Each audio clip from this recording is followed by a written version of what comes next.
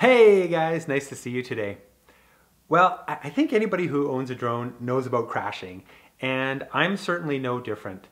The Spark is my first drone, and I've certainly had my share of crashes and misadventures while trying to figure it out and learn how to pilot this thing. And I have to say the Spark is one tough customer.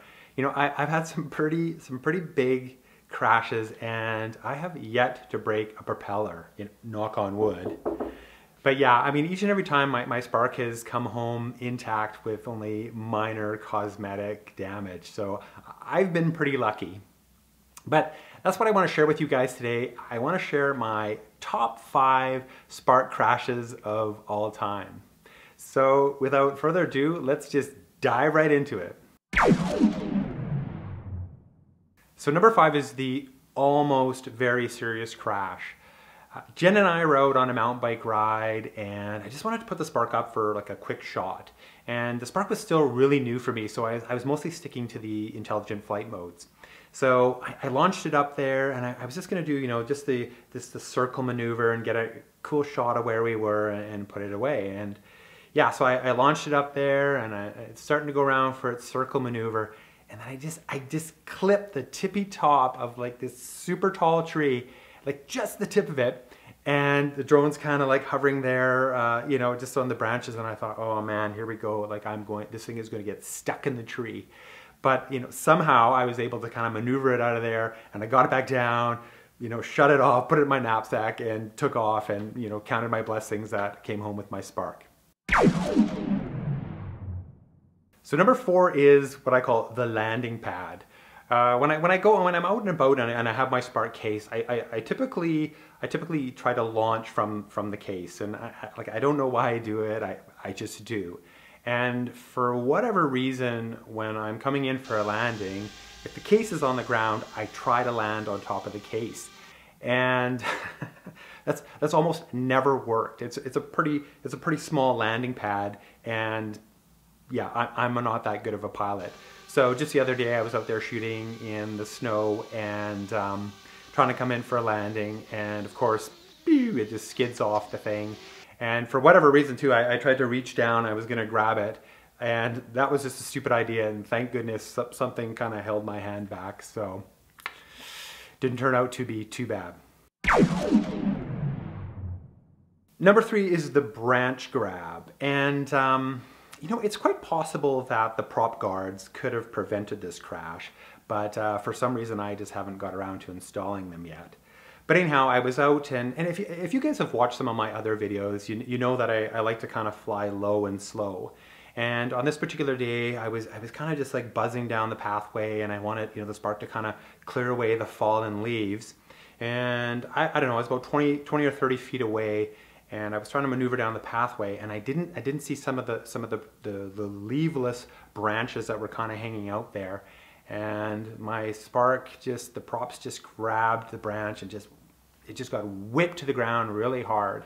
And yeah, I mean, no damage other than one of the little caps on the bottom of the propellers popped off, and that was an easy fix, just pop it back on. But yeah, another crash. Number 2 is the crash after the crash.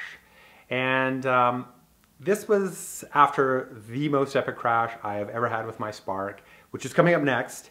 And basically, I got back home after this epic crash, and I really wanted to test my Spark to make sure it was working okay, because it took a big tumble.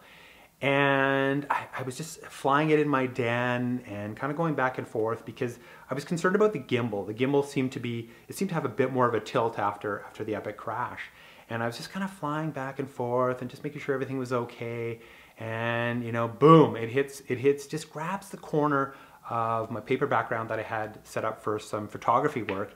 And again, it just gets slammed into the ground right on our concrete floors. And I'm like, oh my God, did you just like survive an epic crash and then do something stupid and ruin your drone? But yeah, once again, little Sparky just bounced back up from that one and lived to fly another day.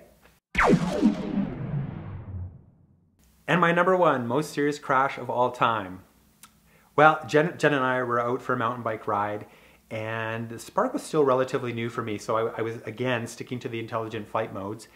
And what I wanted to do is I had never tried the Hilux Maneuver before, which is, you know, it circles out and spirals up at the same time.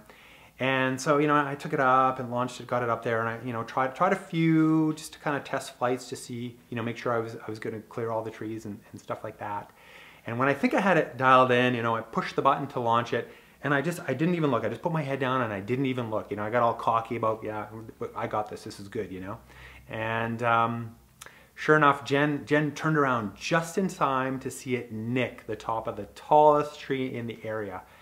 And it hit it hard. And the Spark, I'm not kidding you, the Spark hit every single branch on the way down to the ground. Just boom, boom, boom, boom, boom, all the way down.